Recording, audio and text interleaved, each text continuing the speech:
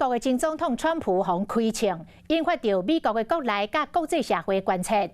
美国的总统拜登发表着谈话，呼吁民众团结，降低政治的对立。川普虽然受伤，但是无真要紧，伊并无取消原定的行程，伊已经到威斯康星州，准备要来参加共和党的全国代表大会。川普将正式被提名做总统候选人。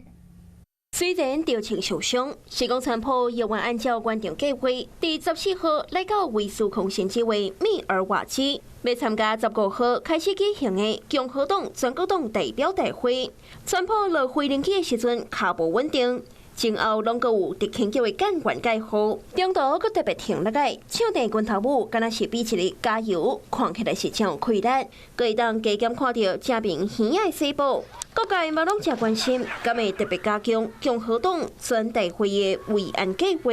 We're not anticipating any changes to our operational security plans for this event. 威斯康星州共和党的主席表示，对密尔瓦基的维安非常有信心。We have been working 4 months with the Secret Service, the city, the county, of course, dozens of law enforcement agencies all over Milwaukee. I feel very, very confident in the security situation here in Milwaukee. 根据美国公民自由联盟指出，共和党全大会禁止炸入去的物品项目真多，其中包括水枪、7英寸将近18公分，或者是更较长的锁啊、网球等等10款的物品。也敢若是威斯康星州合法炸伫身躯顶的枪支未放禁止。当时密尔瓦基当地反对川普的民众嘛准备好要发起抗议的活动，也阁强调会维持和平理性，未做出伤过极端的行为。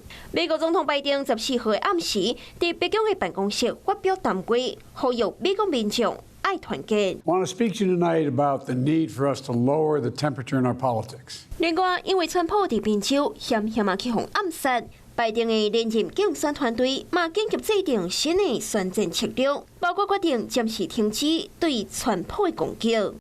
Hello， 我是林仙怡。想要抢先掌握最及时的新闻资讯吗？赶快订阅、按赞、开启小铃铛，锁定华视新闻 YouTube 频道。